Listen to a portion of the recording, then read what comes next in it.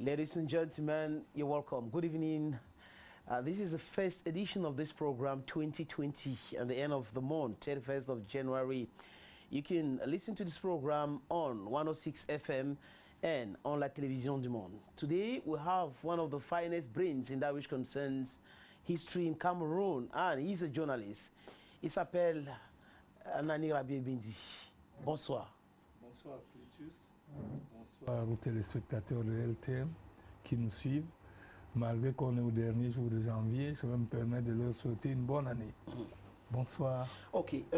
Est-ce que Anani Rabiou Bindi, Anani est négationniste?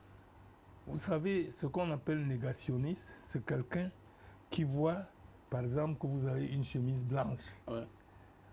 Vous dites non, elle n'est pas blanche. Mais quelqu'un qui dit que Clétus a une chemise blanche, elle est blanche. Il le reconnaît. Mais si les gens disent qu'elle est noire, pour des raisons de politique ou de démagogie, le monsieur qui dit non, elle n'est pas noire, elle est blanche, il n'est pas négationniste. Est-ce que vous êtes négationniste? Je ne suis pas négationniste. Vous avez fait une émission, votre émission culte, Tribune de l'Histoire, où vous avez invité le général Semengue. Oui. Et dans cette émission, vous avez fait des déclarations où beaucoup de personnes au Cameroun, la classe politique et certains journalistes, certains confrères, jeunes confrères, ont contesté, ils vous ont appelé, ils ont dit que vous êtes un négationniste. Je vais citer Jean-Michel Nietzsche du SDF qui a fait même une sortie sur les réseaux sociaux pour condamner les déclarations que vous avez faites dans cette émission avec le général Jean-Michel Nietzsche n'est jamais venu devant moi parler. Alors quelqu'un qui parle derrière, pour moi, c'est considéré comme quantité négative. Jean-Michel Nietzsche, il me suit et tout, n'est jamais venu devant moi. Il choisit les réseaux sociaux, parce que les réseaux sociaux, on peut dire n'importe quoi. Qu'il vienne à une émission, je n'ai jamais, c'est maintenant que j'apprends, je n'ai jamais refusé Jean-Michel, qu'il vienne devant un plateau contester. Il a le droit. Pourquoi il ne conteste pas?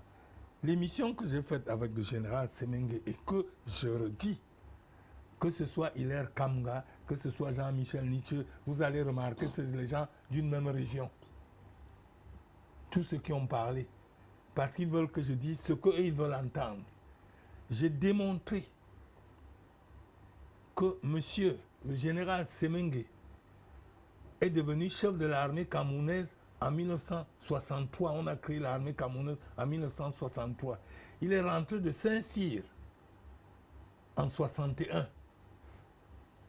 Donc en 62, il était dans l'armée française et tout. C'est l'armée française qui était là, l'armée de la communauté. Donc on crée l'armée camerounaise en 1963. Il est le premier qui doit la diriger. Mais cette année-là, l'armée ne compte même pas 1000 personnes.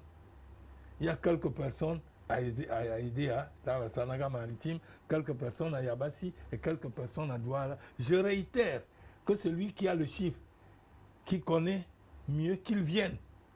J'ai toujours dit que j'attends tout le monde à la télé. Depuis 15 ans, personne n'est jamais venu à la télé contester ce que je dis. Il ne parle que derrière. Donc, les gens te disent, Semengue a tué ceci. Je dis non. Quand Semengue est devenu chef de l'armée camerounaise, il n'y avait pas 1000 personnes encore. On a créé cette armée. Mais, d'abord en 63, il faut partir du principe que la rébellion commençait à s'essouffler. Beaucoup de gens sont partis de l'UPC et sont retournés en Union camerounaise d'Amadoïjo. Je peux te citer le nom, Maï Matip, qui était le numéro 2 de l'UPC, de Oumyombe, était devenu député à l'Assemblée nationale. Beaucoup, donc, s'étaient essoufflés. Donc, au moment où Semengue arrive, avec cette armée, la rébellion s'est déjà essoufflée pratiquement. Et qu'on dise qu'il a le sang dans les bras, ça c'est Jean-Michel Nietzsche, vous savez, hein, pour moi c'est une quantité négligeable. Je le dis à la télévision, s'il demande qu'il vienne à la télé. Mais quand vous dites, Anani Rabiou Bindi, que les gens qui ont contesté cette émission viennent d'une certaine région, ça veut dire que vous êtes tribaliste? Si je dis que Clétus... c'est juste un constat? C'est un constat. Ouais. C'est un constat. J'ai dit que les Camerounais ont été tués par leurs propres frères. Donc, si tout le monde est d'accord avec l'émission et que les gens qui ont fait cela viennent de l'Ouest, qu'est-ce que vous voulez ça pose problème? Je précise. Ça pose problème? Oui. Pourquoi? Si vous dites que c'est les Camerounais, pourquoi ça pose problème? Non, j'ai dit les Camerounais ont tué 50% de leurs frères. C'est-à-dire parmi les gens qui sont morts pendant la rébellion, les Camerounais ont tué 50%. L'armée française a tué 50%, 50 à 60. Vous comprenez? Mais eux, ils veulent qu'on dise que non, c'est les Français qui ont tué tous les Camerounais. Et je donne, en citant un exemple, M. Kamdem Ninim, qui part de France à 24 ans quand son père est mort. Il revient être chef Baham. Aïdjo, pour amener l'apaisement là-bas, il le nomme ministre d'État, chargé de la santé publique et de la population. Il assiste le matin au conseil des ministres à Yaoundé. Le soir, il a émaquillé à Baham, il tue ses frères. Jusqu'au jour où il a tué son propre oncle, le frère de sa mère. C'est là où les gens de Baham en ont eu marre, ils l'ont dénoncé. Aïdjo l'a fusillé publiquement à Bafoussam, devant son peuple. Voilà quelqu'un, je montre un exemple où un Camerounais tuait ses frères. Et les gens ne veulent pas accepter. Est-ce que pour vous, Anani Rabi Bindi, Ernest Ouandji n'est pas un Matisse, n'est pas un héros national? Je l'ai déjà dit. Ouais. Je n'ai pas, le réitérer ici, hein. Je n'ai pas dit pourquoi j'ai dit ça. Quand Paul Biya fait de Ouandji, Oumniobe, Moumié, Amadou Ahidjo, il fait deux héros nationaux. Je suis d'accord pour des raisons politiques et d'apaisement. Mais là où je refuse, c'est qu'il y a une certaine presse qui te démontre que Amadou Ahidjo n'est pas héros, Ouandji est héros. Et là, je dis non. On te dit Amadou Ahidjo. On vous connaît pour votre franc-parler, c'est une certaine presse. Est-ce qu'on peut citer nouvelle expression? La nouvelle expression. Par exemple? Oui. Même le Messager? Oui. Vous voyez? Le Messager est la nouvelle expression. Oui, par exemple. On contestait cela. On contestait, ils disent que Amadou Ahidjo ne peut pas être considéré comme héros. Il était bourreau. Et Ouandji, c'est lui qui est héros, Moumié. Je leur dis non. Mais vous connaissez bien l'histoire. Amadou Ahidjo, beaucoup de personnes dans votre génération, des gens qui ont fait la politique à l'époque, ou qui ont appris même la politique ou l'histoire du Cameroun. Mais vous ne m'avez pas laissé terminer. Allez-y alors.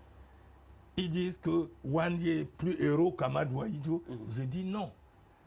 Ouandji, nous avons eu l'indépendance. Les Camerounais se sont battus pour deux choses. L'indépendance et la réunification. On a eu l'indépendance en 60, la réunification en 61. Les Français étaient partis. Pourquoi les gens ont continué à tuer les autres Camerounais? Parce que ceux qu'on tuait à partir de 61, 62 jusqu'en 71, c'était des Camerounais. On a déjà eu les deux objectifs qu'on a eu. Voulu l'indépendance et la réunification. Pourquoi continuer à tuer? On ne peut pas traiter héros quelqu'un qui a tué ses frères. Qui ne tuait que ses frères. Ernest Ouandji ne peut pas être considéré selon Je vous. dis, oui. Il peut être considéré pour des raisons politiques. Maintenant, si on sort des réels politiques, si on sort des réels on parle, je dis, oui. Il n'est pas héros. Il ne peut pas être considéré comme héros.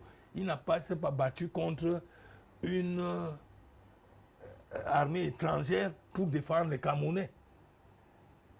Ils ont tué les Camerounais qui étaient les mêmes vides.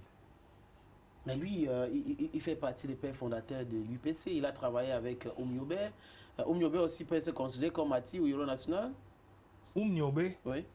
La différence entre lui, et entre Ernest Ouandji, Moumié, Kingé et Oumniobe. Elle est la suivante. Oui. Oumniobe se battait pour avoir l'indépendance et la réunification. En 60, on a l'indépendance et la réunification. Pourquoi continuer à se battre contre ses frères camerounais? C'est ça que je pose comme oui, problème. Mais la différence donc, entre Oumniobe et ils ont continué le combat que Oumniobe a laissé. Parce que vous savez, Oumniobe a été tué à Libelingui. Je sais, mais c'est ce que j'ai dit. Oui. Mais en 1960, on est indépendant. C'était les objectifs. On a la réunification. Pourquoi on a continué à tuer les autres Camerounais? Puisqu'on avait donné l'indépendance aux gens qui ne voulaient pas. C'est des histoires. Si vous connaissez un seul Camerounais qui ne voulait pas être comme les Blancs, il faut me le signaler. les Blancs nous torturaient et tout. Et on veut donner l'indépendance pour qu'on soit comme les Blancs nous-mêmes. Vous connaissez les gens qui vont refuser. Je vais vous dire aujourd'hui, nous sommes à l'année 2020. J'ai suivi l'indépendance africaine. Une certaine presse raconte ceux qui ne voulaient pas. D'abord, il faut vous faire l'histoire. Quand, après la guerre de 46-45, la Deuxième Guerre mondiale, l'Union soviétique n'a pas de terre de possession en Afrique. L'Occident seul a des possessions en Afrique. Et l'Union soviétique a un régime communiste chez eux. Donc ils cherchent aussi des positions en Afrique puisqu'on sait que c'est riche. Alors, qu'est-ce qu'ils font? C'est là que les gens ne comprennent pas. Ils ne savent pas. L'Union soviétique commence à créer dans les pays occidentaux les partis communistes. Occidentaux. Dans les pays, c'est-à-dire la France, l'Allemagne, la Grande-Bretagne. Les partis communistes. Ils créent des partis communistes. Donc, ils prennent leurs idées. Comme eux, ils n'ont pas de position en Afrique, il faut toujours dire que l'Occident fait les mauvaises choses en Afrique parce qu'ils veulent venir. Ils créent donc ces partis communistes. Ils recrutent des gens qui sont communistes. Donc, ils doivent véhiculer leurs idées. Et comme par hasard, la plupart des Français qui venaient en Afrique, qu'on envoyait en Afrique, c'était des gens contestataires, ou certains qui n'étaient pas, donc, qui devaient véhiculer les idées des communistes. La preuve, le monsieur qui a fait tout le premier travail politique au Cameroun, Gaston Dona, était communiste. Sa femme Liberté était communiste. Donc, il est contre le régime qui tient le régime français au Cameroun. Et l'autre jour, au Mali, M. Seydou Badian Kouyaté a dit que la même chose était là-bas. Il appelait les communistes perdus dans le désert. C'est eux qui étaient là-bas.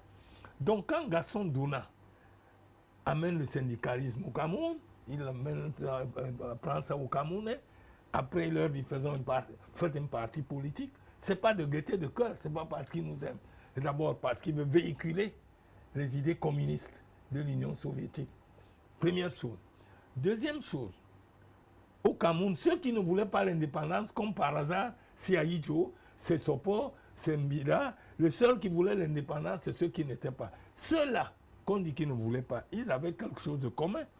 Aïdjo était conseiller de l'Union française, Sopo conseiller de l'Union française, Kemayou conseiller de l'Union française, Montepol conseiller de l'Union française, Njoya Aruna sénateur, Okara sénateur, Douala Mangabel député, après Mbida député.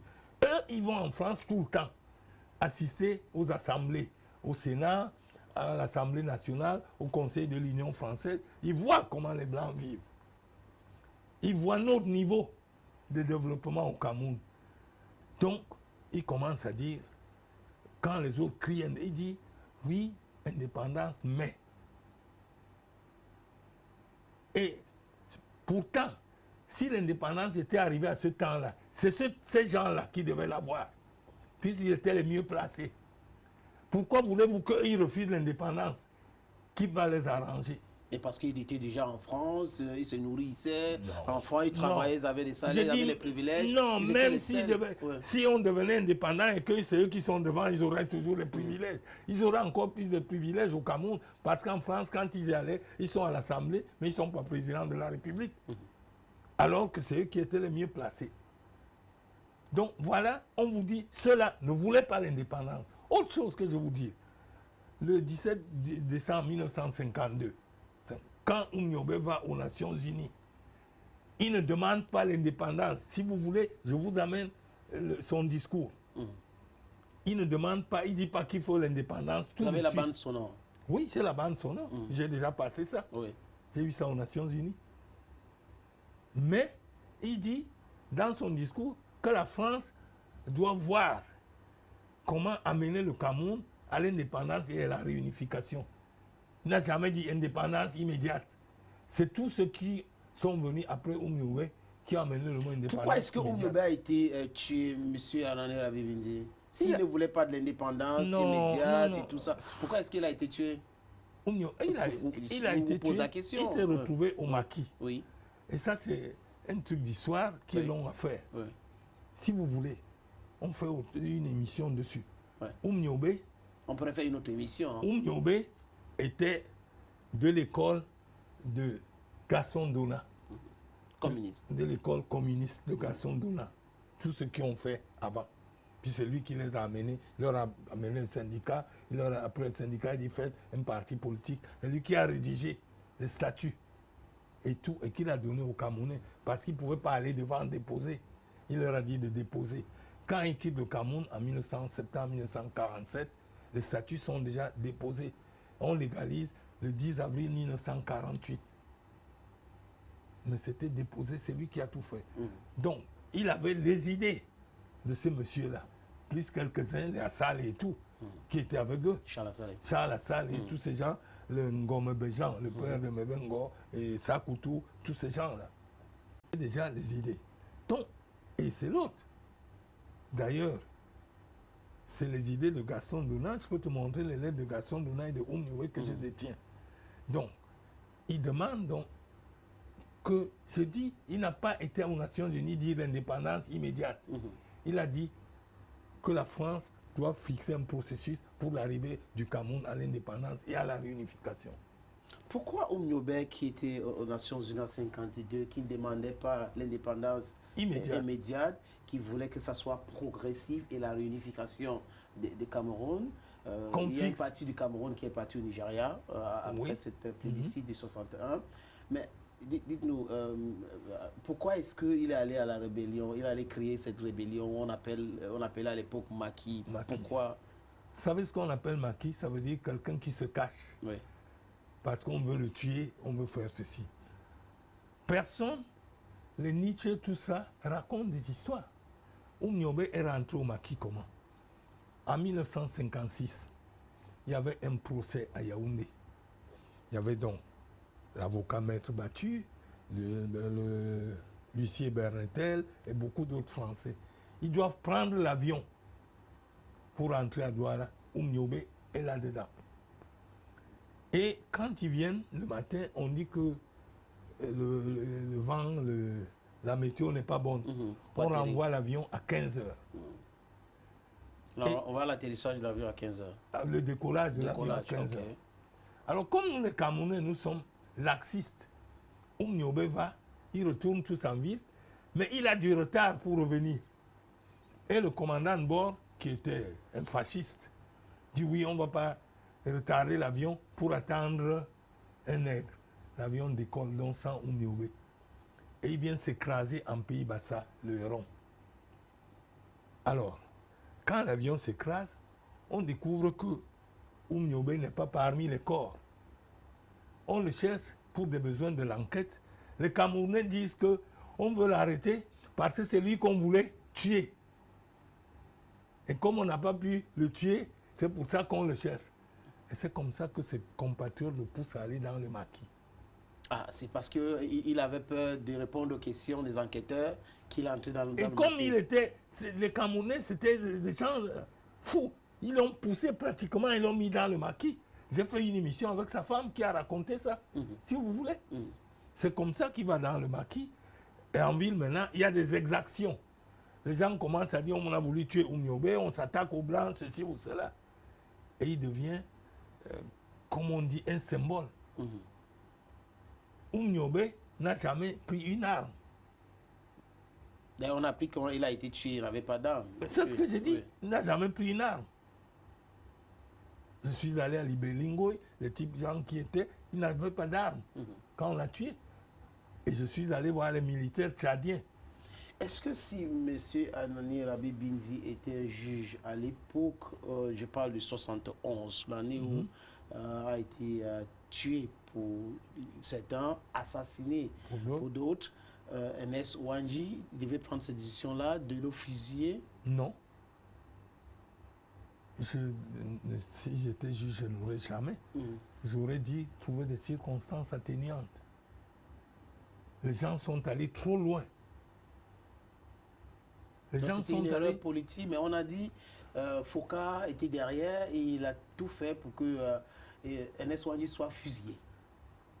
Madame Aïdjo l'a dit un jour. Elle a oublié. Aïdjo. Oui, elle a dit un jour. Elle a dit que elle a c'est son mari. Les Français ont expliqué. J'ai fait une émission il n'y a pas longtemps. Mais expliquez aux téléspectateurs, Les Français ont dit à Ijo que pour que la paix revienne, qu'il faut fusiller les Wandiers. Et comme ça, on va attirer des investisseurs. Madame Aïjo a dit que oui, elle avait été d'accord un peu avec eux. Donc, c'est une erreur politique de tuer Wandier. Parce que, je suis contre les peines de mort. Même si on était arrivé au point où ils étaient arrivés. Ça a été quand même une erreur politique. Et les Français ont dit à Ijoko, si vous voulez que les investisseurs reviennent, il faut les exécuter pour montrer votre bonne foi aux investisseurs étrangers. Et c'est quand on a exécuté Wandier que les investisseurs ont commencé à revenir un peu au Cameroun. Elf, qui était au Cameroun depuis les années 50, qui avait bouché tous les trous, abandonné tout à partir de 55, en disant qu'on ne trouve pas de pétrole. Il était le premier à revenir.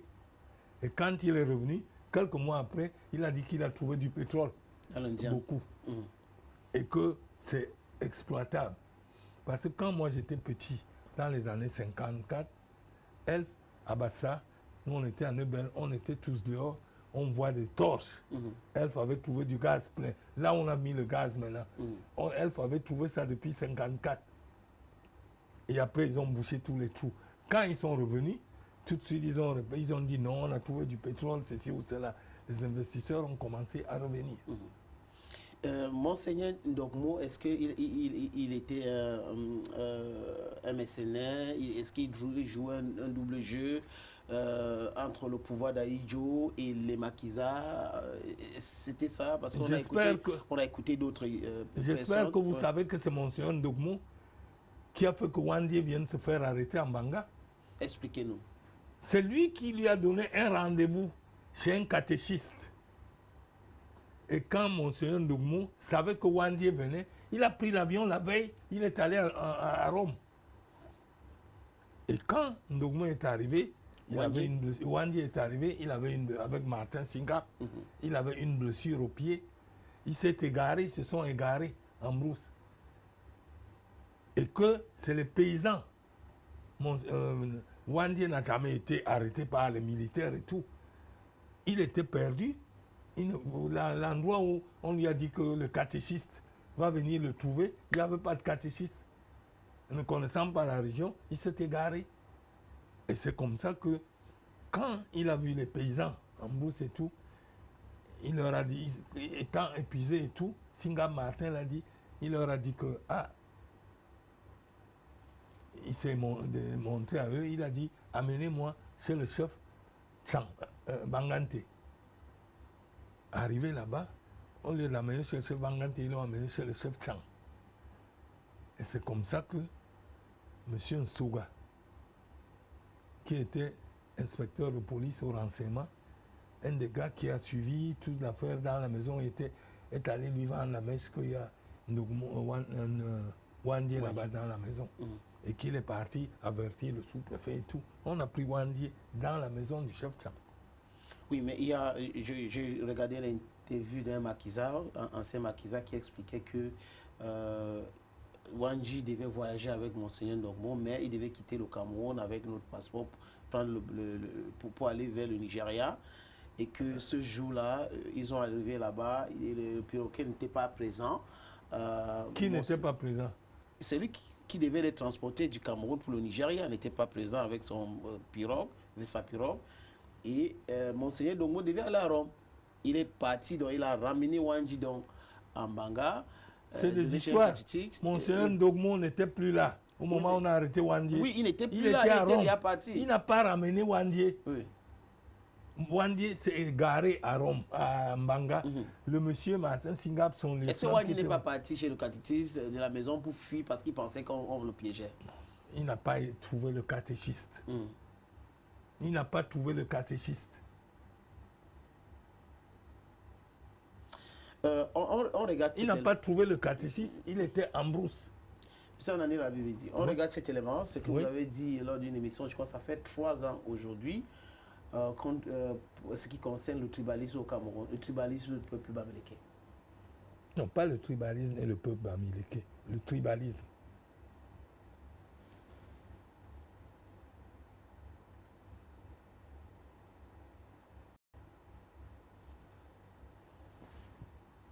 Au Cameroun, les Bamileke ont mauvaise presse pour rien, alors qu'ils ne sont pas responsables. Si je me mets à faire l'historique, comment les Français ont essayé de marginaliser les Bamileke et tout, et que pour se solidariser, pour se préserver, ils ont été obligés de devenir solidaires. Nous sommes tous tribalistes au Cameroun. Mais les Bamileke le sont devenus un peu plus parce qu'on les a malmenés. Les Français ont essayé de les exterminer. Pendant la colonisation, on nous a démontré que le Bamileke n'était pas notre frère. Je vous donne quelques exemples. Quand les Blancs arrivent ici, on va nous évangéliser tout le centre-sud et la moitié du pays Bassa, tout le centre-sud-est, en Béti et en Boulou. C'est pour ça que nous parlons tous les Hondo, le Boulou. Et que je suis catégorisé Béti comme le président Biya. Or, le président Biya sa langue. Moi, quand je parle Manguissa, le président Biya n'entend rien. Et quand je pars de chez moi à Ebebda, j'arrive à Bangante, je reviens à Ebebda, quelqu'un qui est parti au même moment que moi n'est pas encore à Samelima. Vous le saviez? Donc, voilà. Donc, les Bamileke, on a voulu évangéliser le reste du pays en Douala. Et les Bamileke ont été réfractaires. C'est pour ça qu'on les a évangélisés en pidgin. Et leurs cousins, les Mbo, qui étaient faibles de caractère, ont accepté. On les a évangélisés en Douala. Et c'est pour ça qu'ils se disent aujourd'hui Douala Sawa. Alors qu'ils sont des cousins de Jean Bafang. Les Français ont commencé à dire ces gens-là, ils sont dangereux. La deuxième chose, c'est que quand les Blancs arrivent, ils trouvent que les Bamileke mettent des crânes des humains dans les maisons. Ce qui est une bonne chose. Nous n'avons pas l'écriture, mais les Blancs, eux, ils ont l'écriture. C'était une sorte d'écriture, parce qu'un Bamileke peut vous réciter, vous expliquer jusqu'à 15 générations. Moi, après mon grand-père, je ne connais plus rien. Les Blancs se sont peut-être aperçus que ces gens-là, ils veulent les concurrencer. On a commencé à dire, ils sont des animistes, ils gardent les crânes d'hommes dans les maisons. La troisième chose, c'est que quand les Bamileke travaillaient dans les boutiques ici, dans les King's Square et tout, avec des Douala et Betty, à la fin du mois, on proposait à une Douala et au Betty de prendre tout ce qu'ils veulent dans le magasin. Ils prennent les sardines, la ceci, les robes et tout. Ça fait 80 francs. On lui dit ton salaire c'est 100 francs, il te reste 20 francs. Le Bamileke, thésaurisateur, par nature, dit non. Moi, il faut qu'on me donne mon argent, c'est moi qui m'organise. Les Blancs ont commencé à dire ils sont sales, ils n'aiment pas les choses de Blancs. Ce n'est pas vrai. Et on a donc fait pour les marginaliser jusqu'à l'école. Jusqu'au cours élémentaire, on nous a appris que les Camerounais ont 2 origines, les Bantous et les Soudanais. Arrivé au cours moyen, on a trouvé une 3e origine, c'était les semi-Bantous, et ce n'était que les Bamileke. Est-ce que vous trouvez ça normal? Donc, ça fait que les Bamileke se sont ressoudés entre eux. En plus, en 1955, on a voulu les exterminer. Ils se sont ressoudés entre eux, instinct de survie. Et ça les a rendus un peu plus tribalistes que les autres. Mais nous sommes tous tribalistes.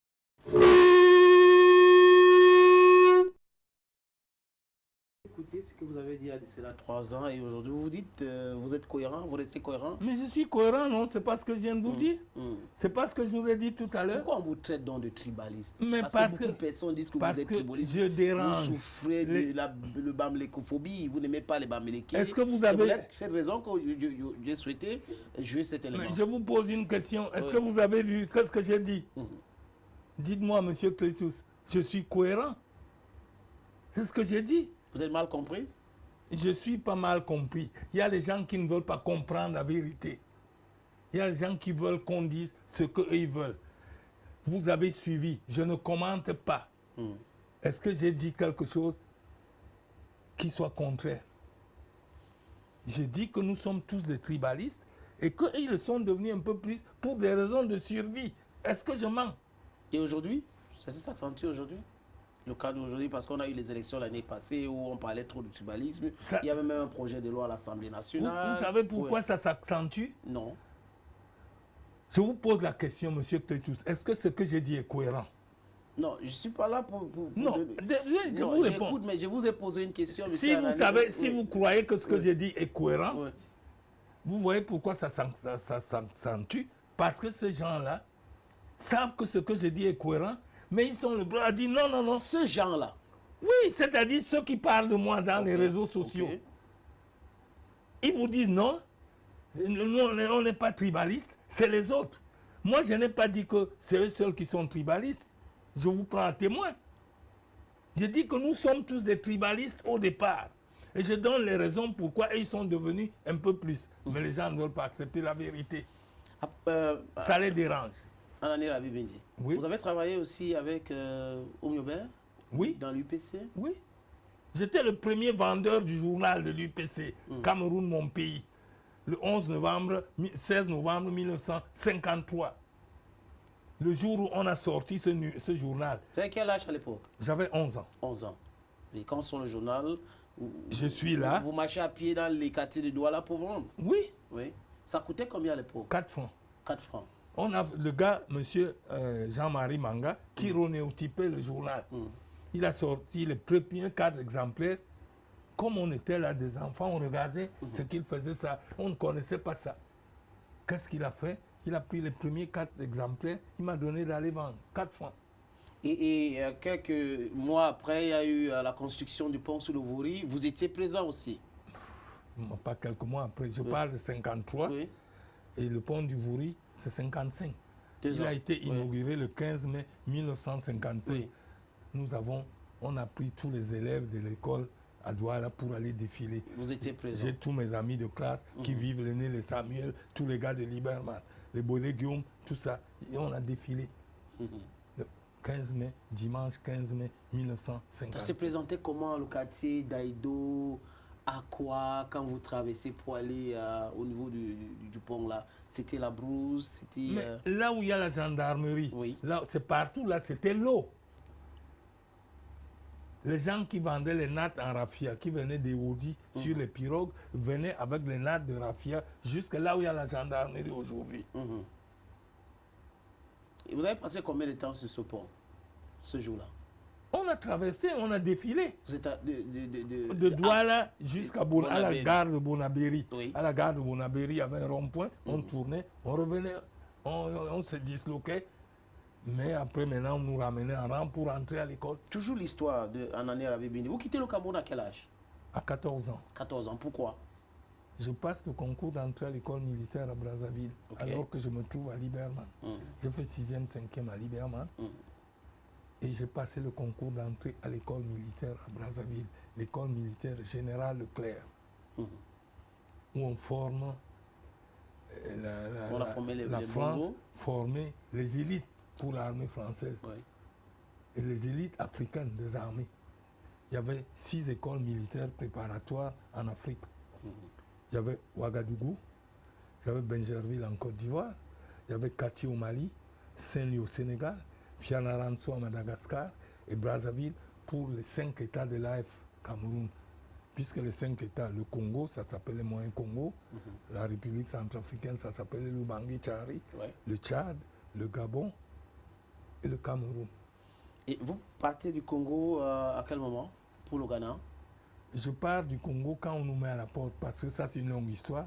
On a fait la révolution à l'école militaire. Je venais de passer mon bac en juillet 61.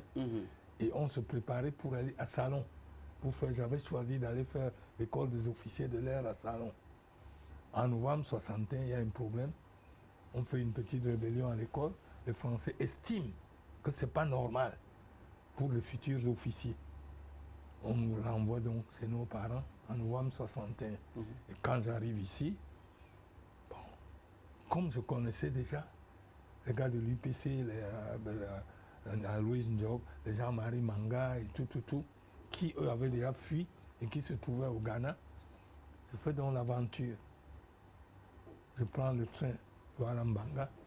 Mbanga, on prend les voitures, les camions pour aller à Kumba. De Kumba, on va à Manfé. Après Manfé, on traverse Oron. On arrive à Enugu, Onitsha, Bakeleke, Ibadan, Lagos, Cotonou, Lomé, Accra. Et vous C'était quittez en là-bas fév- pour la En France. février 62. Vous quittez là-bas pour la France. Oui. Alors quand j'arrive, pourquoi on allait là-bas? Parce qu'on disait qu'on donnait des bourses pour aller dans les pays de l'Est, en Union soviétique, en Chine, pour aller apprendre la guerre et revenir au maquis. Donc nous sommes partis tous. Mais quand on arrive là-bas, je suis allé en février, je suis reparti en mai. J'ai vu que Nden Toumaza s'occupait des petits anglophones, Oui, the One Cameroon, ok. King Abel s'occupait des petits Bamileke, Aloïs Njok s'occupait des petits Bassards, Jean-Marie Manga s'occupait des petits Betty. J'ai dit, à ce rythme-là, on ne va pas réussir à renverser Aïdjo, que c'est mal parti. Je claque la porte et je vais à Abidjan, je vais travailler, j'arrive à Abidjan, je travaille comme plongeur dans un hôtel, appelé l'hôtel du Parc, le premier hôtel d'Abidjan. Je travaille comme plongeur, je me débrouille, j'économise 35 000 francs, et je paye ma place dans une cale de bateau. Il y avait un monsieur, un Congolais qui s'appelait Massina, dans le Pour la Mermoz. France.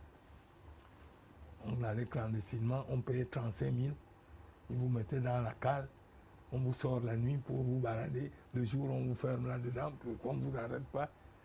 Et quand on arrive à Marseille, ils vous aident à sortir du port, Le vieux port. oui, et puis vous êtes libre. Est-ce que Anani Rabibindi est un indique? Ceux qui le disent n'ont qu'à apporter des preuves. Vous savez, il y a un monsieur qui fait un journal qui s'appelle Le Jeune Enquêteur. Il a écrit un jour sur moi, qu'il a fait des enquêtes sur moi, il n'a pas vu de traces de moi dans Jeune Afrique. Tout simplement parce que ce monsieur était financé par Yves-Michel Fosso. Et que quand j'avais dénoncé dans l'affaire Yves-Michel Fosso, il a pris une colère, il a dit n'importe quoi sur moi. Il a dit que je n'ai jamais travaillé à Jeune Afrique, que tout ce que je faisais en France, j'allais livrer les opposants aux chefs d'État africains. Mais j'ai travaillé à Jeune Afrique de 1966 à 1984. Je suis allé à Africasie en 1985.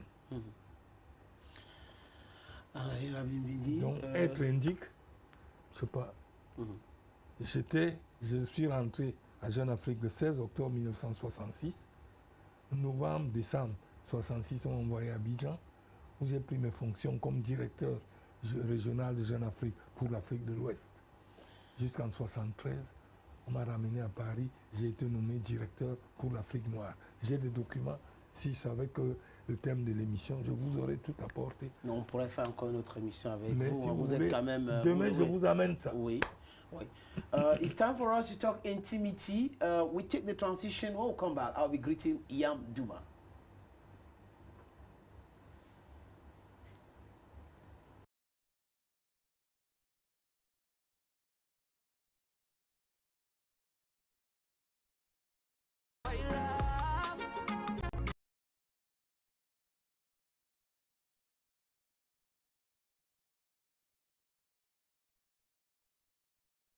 Mariam. Alors, Bonne avec année. moi, merci beaucoup. Alors, avec moi, on va parcourir votre côté court, votre côté jardin également. Tout à l'heure, le sénateur, il vous a baladé dans l'histoire et tout. Et je voulais dire, tout à l'heure, là, vous allez essayer de nous donner un côté de vous que peut-être on ne connaît pas. Alors, d'entrée du jeu, quel genre d'homme êtes-vous quand vous ne parlez pas d'histoire, quand vous ne fouillez pas dans l'histoire du Cameroun? Qu'est-ce que vous faites de votre passe-temps? J'ai une épouse que j'adore. Quand je ne suis pas en train de fouiller l'histoire, j'essaie d'être agréable à côté d'elle. Ok, alors parlons d'épouse. Est-ce que vous pouvez me raconter les circonstances de votre rencontre? Est-ce que vous en parlez? Les circonstances de ma rencontre avec mon épouse, j'étais déjà marié depuis 1981. Je suis séparé de mon ex-épouse en 2001 et le divorce a été prononcé en 2004. Et je ne voulais plus, je ne pensais plus à me remarier. Et ça, c'est mon côté important que les gens ne savent pas. Donc je reste de 2001 à 2013. Et en 2013, je commence à passer à me remarier. Je le fais parce que j'ai eu beaucoup de sollicitations. Il y a des gens qui sont venus me voir, des Français, pour faire une fondation tribune de l'histoire. Et je me suis dit, si je fais avec eux et que je ne suis pas marié, ils profiteront après ma mort seule. J'ai dit, il faut que je me marie.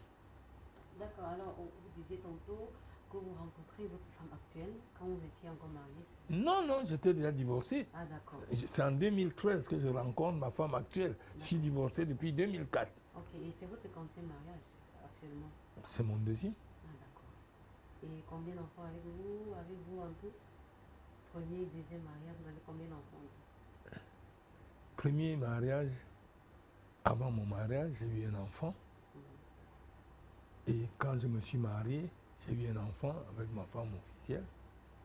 2. Avec mon épouse actuelle.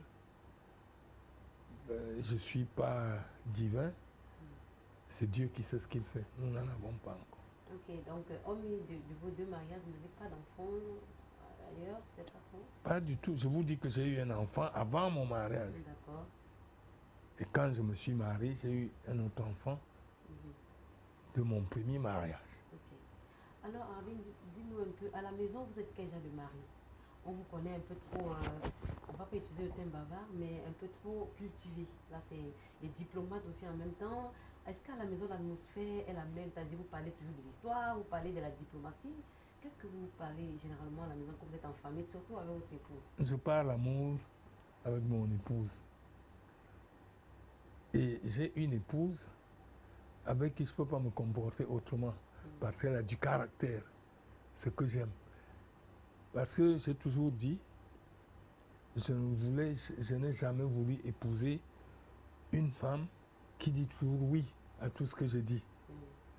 Parce que quand je blague avec elle, je lui dis, parce que si une femme me dit toujours oui, oui, oui, je risque de sortir un jour et aller pour toujours. Je sais qu'elle ne me dira rien. Mais comme je sais que mon épouse a du caractère, je fais attention. Je sais que je dois l'appeler pour dire où je suis, parce que je sais qu'elle ne me lâchera pas. Elle est très dure de caractère, mon épouse. Très gentille, mais dure de caractère. Alors, ça se disait dans les coulisses, hein, vous allez nous en dire plus, que votre actuelle épouse était une collègue à vous. Est-ce que c'est vrai ou c'est... Non, les gens racontent. Vous voulez que je vous dise, mon épouse et moi, c'est une affaire terrible. Nous nous sommes croisés dans une agence de voyage et elle avait perdu sa valise et tout, elle était fâchée et tout. Et moi, je voyais cette fille fâchée ça m'a plu. Je suis parti lui parler, c'est de la calmer et tout. C'est notre première rencontre. Et la deuxième fois où pratiquement nous nous marions, c'était dans une émission comme la vôtre, chez vos confrères de STV. Beyala m'invite à une émission qu'on appelle Love Night. Et elle m'accompagne. Elle reste dans la salle. Nous sommes encore fiancés. Personne ne le sait. Et c'est très amusant. Je parle avec Alice Beyala, comme vous me demandez. Je dis, je crois que je vais me remarier bientôt. Et il me dit, je dis, elle est comment? Il me pose des questions un peu comme vous. Je lui dis, elle est même là dans la salle. Alors, dans la salle, elle était restée dans l'autre salle en train de suivre la télé. Alors, Beyala pose un acte terrible. Or, l'émission qui était réservée à Nani Rabier Binji est devenue l'émission entre mon épouse et moi et Beyala. Comme je lui dis, elle est là dans la salle, elle attend. Il pose un acte, il me dit, mais il faut l'amener. Il va la chercher. C'est comme ça que c'est la première fois que STV fait une émission avec un homme et une femme. C'est à Beyala, c'est à STV que les gens ont vu la femme que j'allais épouser, alors que personne ne le connaissait de ça encore. Elle n'a pas été ma collègue, elle est cosmétologue de formation. Mais comme je sais que je crois à la mort et que ça peut arriver à tout moment, et que je veux que l'émission soit pérenne, j'ai commencé à lui dire, c'est pour ça qu'elle fait l'émission, elle m'accompagne partout et voit comment je fais l'émission, je lui explique. Je sais qu'elle est intelligente, très. Elle pourra donc la faire après moi. D'accord. Alors, on dit aussi généralement que des hommes comme vous qui voyagez beaucoup, certainement, vous avez fait plusieurs pays, ont des femmes dans tous les pays où ils vont. Est-ce que c'est le cas d'Arabie? Vous avez dit, moi, Anani, ça. oui, je vous ai dit, moi je suis journaliste, je ne crains pas les questions. Et je parle à la télé librement. Vous savez, j'ai 78 ans. Je sais pas, personne n'accepte que je les porte. C'est parce que j'ai eu une vie saine. J'ai été directeur de Jeune Afrique pour l'Afrique de l'Ouest. Tous les 30 jours, je faisais 4 jours à Ouaga, 2 jours à Ouaga, 3 jours à Niamey, 4 jours à Lomé, 4 jours à Cotonou, 2 jours à Bamako, 2 jours à Dakar, 2 jours à Mauritanie, 4 jours en France. J'ai fait ça pendant 7 ans. Et vous savez que, comme vous dites, on a une femme à chaque port. Et après, en 1973, on me ramène à Paris, on me nomme directeur pour l'Afrique noire. Donc, je faisais ceci. Je pars de Paris,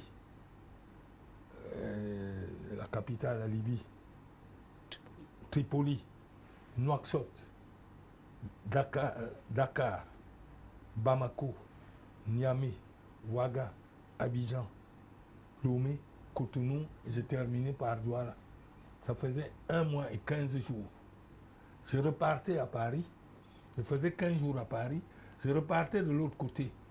Paris, Tripoli, N'Djamena, Bangui, Brazzaville, Libreville, Sao Tomé Principe, Malabo. J'ai terminé par Douala, ça faisait 1 mois et 15 jours. J'ai fait ça pendant 10 ans. Si je n'avais pas eu une vie réglée, je ne serais plus homme aujourd'hui.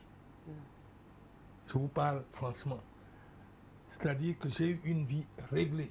C'est ça qui fait qu'aujourd'hui, à 78 ans, je puisse encore tenir. Si j'avais eu une femme dans chaque port, si j'avais eu des femmes, comme j'avais les moyens de les avoir, parce que je gagnais bien Jeune Afrique, tout était pris en charge, les avions et tout, je ne serais pas en vie. Alors, avant de laisser l'antenne à Clétus, 2 autres petites questions comme ça. Dites-nous un peu, qu'est-ce qui peut franchement vous mettre en colère? Qu'est-ce qui peut faire en sorte que vous sortez vraiment de vos gants? Je suis colérique, j'ai un problème. J'aime pas qu'on dise de moi ce que je ne suis pas. Ça me tue. Comme les amis de sénateurs qui disent n'importe quoi. Ça me tue. C'est vraiment difficile pour moi. Parce que j'ai l'habitude de dire, si nous sommes 2 dans une pirogue, je ne sais pas provoquer. Mais si vous me dites quelque chose qui est déplacé, qui n'est pas la vérité, vous êtes sûr que nous allons nous noyer. Parce que je vous réponds plus que ça. D'accord. Alors, pour une dernière, si vous étiez président de la République, j'aime bien la poser cette question, pendant une seule semaine, oui, si vous étiez président de la République pendant une seule semaine ici au Cameroun, qu'est-ce que vous changeriez? Qu'est-ce que je changerais? Oui. Restez assis. Tous les 2, parce que je sais que ça va vous surprendre. Je suis le seul Camerounais qui estime que le problème du nord-ouest et du sud-ouest était mal fait au départ. A été mal fait au départ. Et Aïdjo avait dit à quelqu'un que le président Paul Biya, en 72, quand il faisait l'unification, il avait dit que cette réunification précipitée va apporter des problèmes un jour. Et je suis de ceux qui disent que le problème au Cameroun, c'est un problème de partage. Un problème. Donc si j'étais président, j'aurais revu la situation au nord-ouest et au sud-ouest. D'accord, merci beaucoup. Je l'aurais revu comment? Pas en revenant forcément dans la fédération, parce que les autres n'acceptent pas. Les francophones, disons-le, ne veulent pas. J'aurais fait quelque chose qui soit un peu dans le genre de la fédération. Okay, thank you so much, Mr. Anani. It was a pleasure having you on this lot. It's good? It's good. Ok, merci beaucoup. Monsieur Anani Arbibindi, je suggère qu'on regarde quelques secondes ces images-là. On a réservé ces images juste pour vous. On regarde l'image. J'espère que c'est pas... c'est pas une mauvaise image. Pour moi. Les deux tourtereaux étaient loin d'imaginer qu'à l'horizon, l'union de cœurs s'imposera. Une rencontre, un regard, puis naît de l'amour. En rencontrant sa dulcinée, le chevalier était loin d'imaginer que cette silhouette d'ébène, ce qui s'attarda à son regard, deviendra une véritable amie, une confidente, l'âme sœur, l'épouse.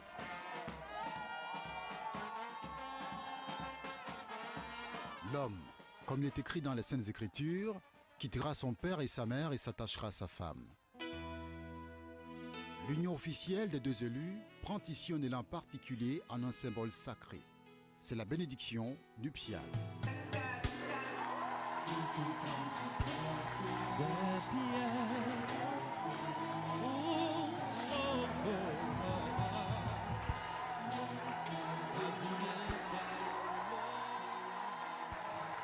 Devant Dieu et les hommes, au nom de l'amour, pour le meilleur et pour la vie.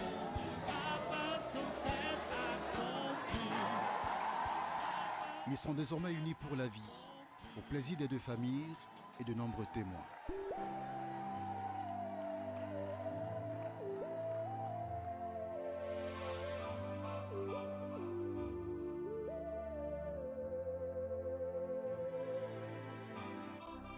On s'était promis beaucoup de choses. N'oublie pas que tu m'avais dit que je suis la seule et je resterai pour toi. 2, 3, La 4 fois, reine de tes les journalistes pensées. sont venus À présent retrouver que je suis dans tes pour bras, faire je n'ai que... avec moi à la télé. Je leur ai toujours dit, vous êtes sûr que c'est vraiment assez? Ils me disent non, non, non, Ah, les journalistes de sa chaîne. de sa chaîne. Ok. Je dis non, non, c'est fait, ça va se faire. Et deux jours avant, ils viennent me dire, ah vraiment, vous savez, hein, chez nous là-bas, on a dit qu'il ne faut pas que vous veniez vous vanter dans notre chaîne. Et je leur ai dit, je suis sur une chaîne qui a l'audimat. Vous êtes sur une autre chaîne. Sur une autre chaîne Ouais. qui a l'audimat plus que celle-là. Si je veux me vanter, je vais aller essayer de me vanter sur une chaîne qui a plus d'audimat, pas en m'abaissant. Parce que ce qui m'oppose à Séverin, c'est que je n'apprécie pas ceux qui ne sont pas honnêtes. Séverin Tchonké n'est pas honnête. Oui, je vais vous le dire. Quand le gouvernement dit qu'il faut payer la licence, 100 millions pour la télé, 50 millions pour la radio, 100 millions pour les gens Câbles qui, distributeurs. les câbles distributeurs, on s'arrange, STV, Equinox, et nous dire, on écrit au ministre pour dire qu'on veut payer moitié, 50%, 50%, et comme ça vous allez nous donner les... La licence. Non, non, de nous donner les licences, on va payer le reste petit à petit. Au dernier moment, c'est vrai. Nous là, si ça ne soucie plus, nous prenons de l'argent, la moitié, STV et nous, on paye. On nous donne les licences. Comme Séverin n'a pas payé, on ne lui donne pas la licence. Et quand BTB, ça m'arrive, c'est le nouveau ministre, il dit non, que Tchonké doit payer comme tout le monde, il n'y a plus de tolérance. Bon, on ferme la télé de Tchonké pour quelques jours. Ces journalistes, et lui, racontent à tout le monde à Nebel qu'on a fermé leur télévision parce qu'eux, ils sont indépendants, nous, on est des gens du RDPC. Je trouve pas ça normal. C'est juste ça le problème. Mais c'est pas honnête. Ouais. C'est là où j'ai dit qu'il n'a pas été honnête vis-à-vis de nous. Mais est-ce que vous n'êtes pas quelqu'un du RDPC? Vous étiez, attends, je finis, vous étiez à Canal 2 en 2008, je crois. Vous avez vu comment on est resté bloqué parce que les gens nous jetaient les pierres en disant que nous, on est des vendus, qu'on a fermé la télé de Tchonké parce que lui, il est indépendant, libre. Je pose la question encore. Est-ce que vous n'êtes pas du RDPC? La seule carte politique que j'ai eue, je vous l'aurais présentée, c'est celle de l'UPC en 1956. Je n'ai jamais été ni à l'UNC, ni au RDPC. Peut-être si j'étais au Cameroun, on allait m'obliger à l'être. Je n'ai jamais été. Vous n'avez jamais été, mais vous êtes biaïste? Pourquoi pas? Parce que je vois votre montre, hein, c'est une montre avec M. Bia. Si vous voulez, je vais vous amener une autre qui est en diamant, où vous allez voir Bongo. Donc vous êtes l'ami des chefs d'État. Mais est-ce que c'est un tort d'être l'ami des Je chefs pose juste d'État? une question. Je suis l'ami des chefs d'État, mais je ne suis pas l'ami de Paul Biya. Mais vous portez une montre de Paul Biya. Ce n'est pas lui qui me l'a donné. Ok. Ce n'est pas lui qui me l'a donné. Par contre, si je vous amène la montre de Bongo qui est en diamant, c'est lui qui l'a enlevé du bras, qui me l'a donné. Vous voulez que je vous... L'histoire de cette montre, elle est très amusante. Je n'aurais pas voulu parce que ça va choquer les gens. Mais je vais vous dire, c'est un ambassadeur itinérant gabonais qui s'appelle Henri Mbidanzé, qui est venu au Cameroun, qui est l'ami des gens du cabinet civil. Je ne vais pas citer les noms. Il a eu 2. Et un jour, on mangeait. Je lui dis, mais toi, tu as la montre de Paul Biya. Il me dit, si tu en veux, je vais te donner une. Je dis à haute voix, les gens du cabinet civil, le monsieur du cabinet civil qui lui a donné nous écoute. Henri Mbidanzé, on le connaît, il est ambassadeur itinérant au Gabon. Il est l'ami du directeur du cabinet civil. Ils se connaissent depuis qu'il était ambassadeur au Gabon. C'est Ayolo. Monsieur Ayolo, c'est lui qui a eu 2 montres. Et quand je lui ai dit, mais toi tu as une, il me dit, ah oui, j'ai même une deuxième, je te donnais. J'ai dit, à haute voix, je parle. Si je mens, ils me suivent. Merci beaucoup, Anani Rabibindi. C'était un plaisir. Est-ce que vous êtes convaincu? Non, c'est pas ça. C'est pas biaïste, parce que vous avez dit. Non, mais c'est les téléspectateurs. Je suis biaïste parce que je partage un peu les mêmes idées. Si c'est être biaïste, je suis biaïste. On a bien compris. Merci beaucoup d'être venu à cette émission. J'ai jamais été au RDPC. On a bien compris. Mais en plus, j'ai jamais salué le président de la République. Par contre, ceux qui disent ceci, mon ami Tala, ils ont salué le président. Et même peut-être Tchunke. Parce que je suis allé à Genève faire une émission. Et le président se trouvait à Genève. J'ai vu Tchunke à l'hôtel intercontinental. À Genève. Monsieur Séverin Tchunke était à l'hôtel pour attendre le président. Je ne sais pas, mais je veux dire que lui, il était... Moi, je suis venu voir... comment il s'appelle? J'étais avec un ami qui s'appelle Doug Collins. Oui, donc. Qui venait voir Sadi. Je l'avais accompagné.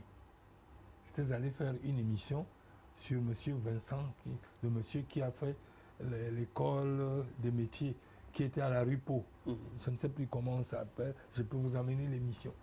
Merci beaucoup, merci beaucoup. Thank you so very much for coming to Polemicus and to LTM Television. I suppose you trust me.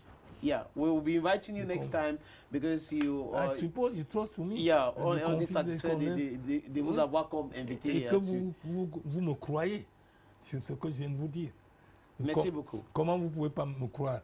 Vous avez sorti vous-même une émission que vous aviez où j'étais conséquent, cohérent, où j'ai dit ce que je pensais de nos frères de l'Ouest et qu'eux, ils changent.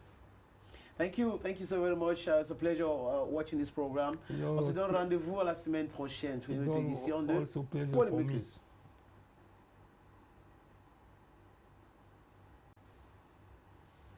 Ce que je viens